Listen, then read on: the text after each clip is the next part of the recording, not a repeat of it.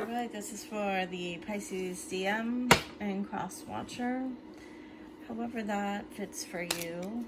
I already shuffled the cards, remembering that tarot is not astrology. So we just use it to kind of have a synchronicity, but if you feel like this reading's for you, then that's fine. And if you don't, that's also fine, because it's a collective reading, and I just would like to get a little clarity about what the Pisces DM is going through right now, and as your mirror, what you can look at in your own self. And if you have Pisces in your chart and you watch this and it resonates, great. If not, that's fine too.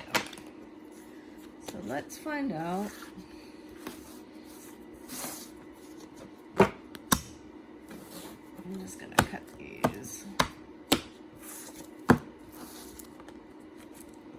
Alright, they're saying keep that one. What is going on? Wow, that's a beautiful start. Interesting.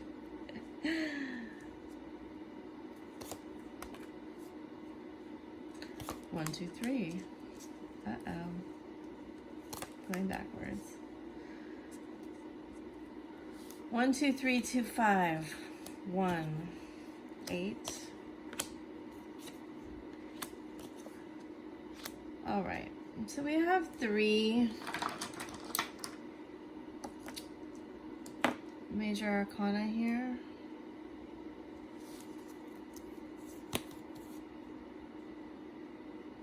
Interesting. So they're kind of in limbo.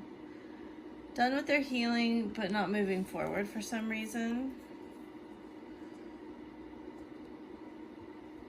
A little bit disconnected from their passion. So let's find out why. They are going through quite a transformation right now.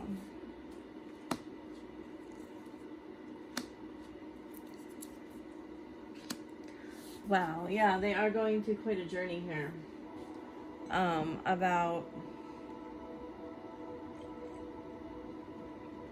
I do think they're doing some healing around their trauma. So interesting. Yeah. Okay, so they may have had some abandonment in their life. And specifically, I get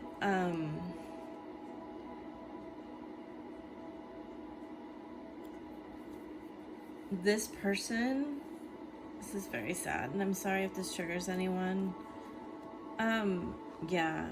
So this is a very spiritual being, your masculine. However, I do think that they have, up until this point in their life, either shut that down or not believed. Yeah, this is what they're going through. They're mourning part of themselves. I think that they shut it down because the person that either abandoned them, hurt them, betrayed them, probably a caregiver, represented themselves as spiritual or religious, and this pain was tied to this for them. And they're showing me like a really knotted ball of like yarn or threads, and right now what they're trying to do is they're trying to like pull all of that mess apart, is what they're showing me. So they could actually be getting help from a pastor, a leader, a father figure, a grandfather. Masculine energy is helping them unravel and transform the survival mask that they had to wear. So they can see themselves as a spiritual being, so they can get in touch with their holy self. Honestly, this is like making me tear up here. It's really beautiful. Because I think that, yeah, see, again, this came out in reverse, and so did the King of Wands on the bottom of this deck. They're disconnected from their passion right now because they're trying to heal this codependency in their relationships. Yeah.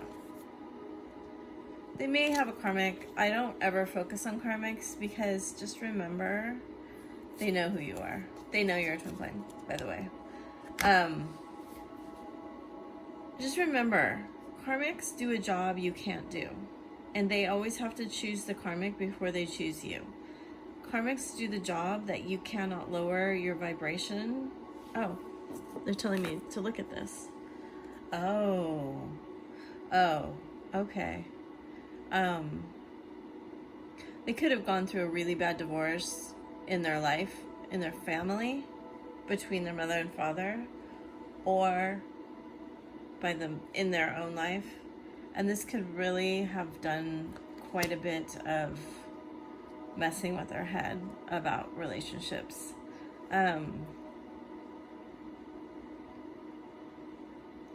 Yeah, they cannot believe in true love right now, or they can be examining why that is. I think they're transforming their beliefs around love. Because you definitely are on their mind. And I get the feeling a lot of you have really had a glow up, had a vibrational upshift, and that's what's making them want to, yeah, so I don't think you guys are talking right now. That's what's making them want to change so badly. This pause, because I think you really just were quiet and working on yourself, and that caused them to think, well,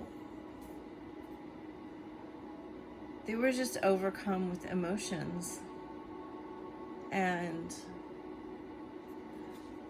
they do. Okay, so what scared them, they're saying, is that they like to have passionate physical interactions, but with you, it was way more than that. With you, it was like passion, friendship, understanding. You like gave them the chance in a way that no one ever had. And there is something here that's like, if I keep being the same person, this is making me so sad, feeling in my heart. If I keep being this person, this relationship won't make it. If I keep being the person that I've always been and I know how to be, this relationship will end. I will sabotage it. I will push them away. I will cheat on them, or they'll get sick of me, is really the underlying fear here. They'll see all of my addictions and bad habits, and they'll bounce. So I also think that they were coming to a place in their life where their mask was cracking, and you know, underneath anger is always hurt. So I think that they were being, there's another mask right here. There's two masks, and I said masks. I do think that sometimes They're giving me so much information. Okay, they're telling me sometimes they played the angel and sometimes they played the devil. And that's how they would manipulate everyone and kind of like crazy make. They wouldn't ever be themselves, but sometimes they would appear as like whoever you wanted them to be. They would kind of appear as that, or whatever they thought you would like the most, or whatever they thought they could kind of like have the upper hand with. They would appear that way. And then some of them may have a lot of tattoos.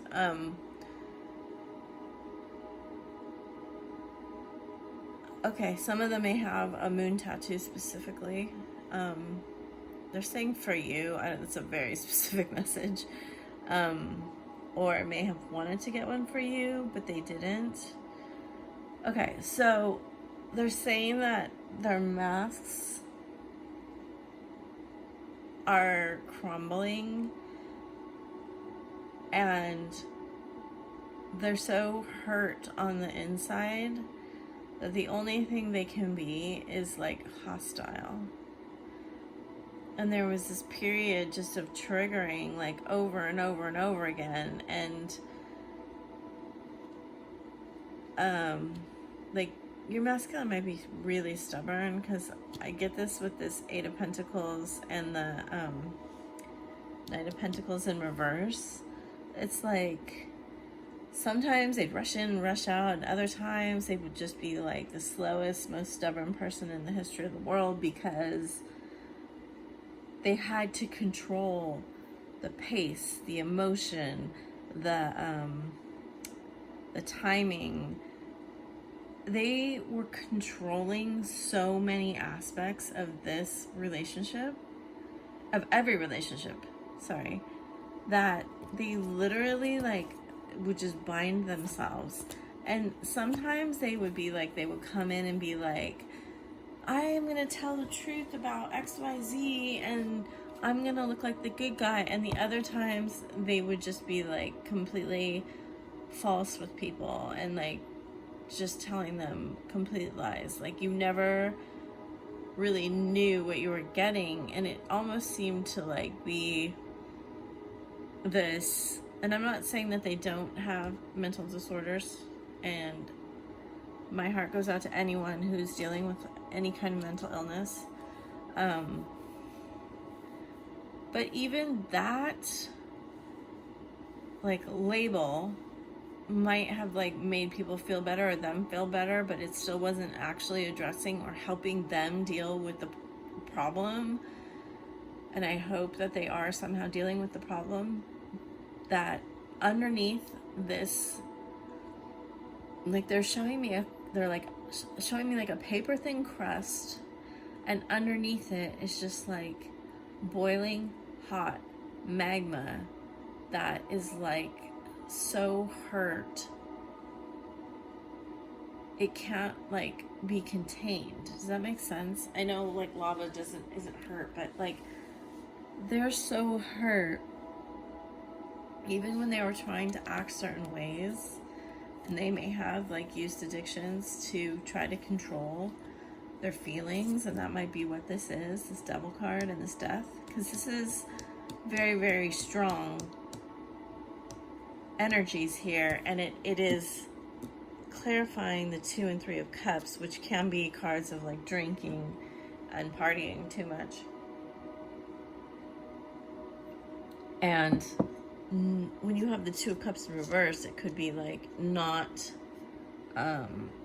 connecting, like heart to heart. It could be like just false, masks. So there could have also been a lot of conflict here that they couldn't get out of. And honestly, from what I see there, they didn't really want to drag that into your life. All right, so it's a very heavy reading. I truly hope,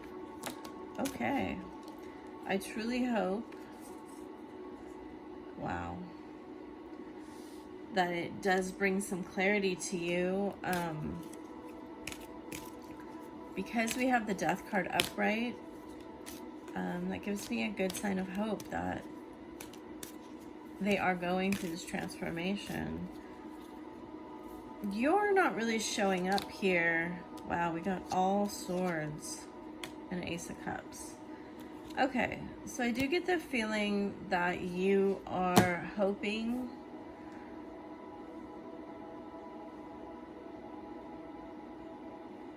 to get some clarity, and it does look like you're going to get some clarity around the situation. It does look like they will be talking to you. Okay, from these cards, I get the sense it's going to be a kind of like roundabout little approach. Whenever I see the Seven of Swords, it's like a sneaking energy, right? Like, I don't know that they're going to just come out and call you. They might show up somewhere you are, but also they may like...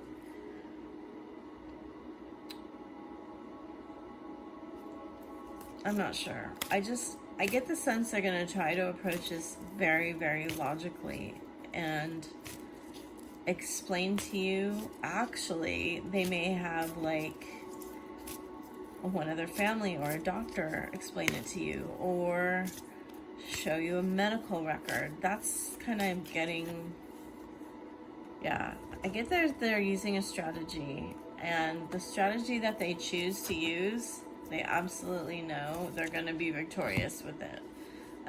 It might trigger you when they do this, just so you know. I really want you to like ground yourself and understand what they're doing and why they're doing it.